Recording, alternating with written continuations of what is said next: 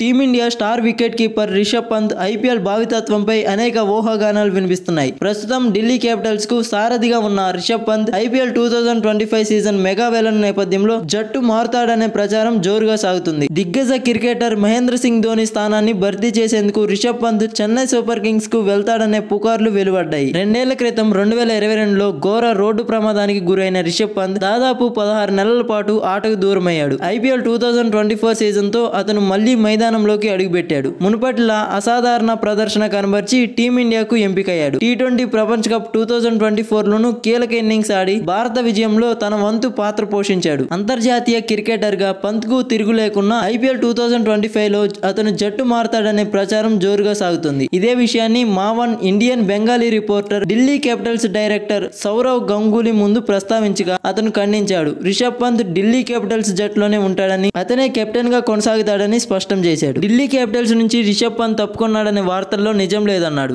ఆదివారం మీడియా సమావేశంలో పాల్గొన్న గంగూలీ ఈ విషయాన్ని వెల్లడించాడు. హెడ్ కోచ్ పదవి బాధ్యతల నుంచి రికీ పాంటింగ్ తప్పుకున్నాడని కూడా చెప్పాడు. భారత్ కు చెందిన మాజీ ఆటగాడే ఢిల్లీ క్యాపిటల్స్ హెడ్ కోచ్ గా బాధ్యతలు చేపడతాడని స్పష్టం చేశారు. అయితే ఆ మాజీ ఆటగాడు ఎవరా అనేది మాత్రం వెల్లడించలేదు. సౌరవ్ గంగూలీనే ఢిల్లీ క్యాపిటల్స్ హెడ్ కోచ్ గా వ్యవహరిస్తాడనే ప్రచారం జోరుగా సాగుతోంది.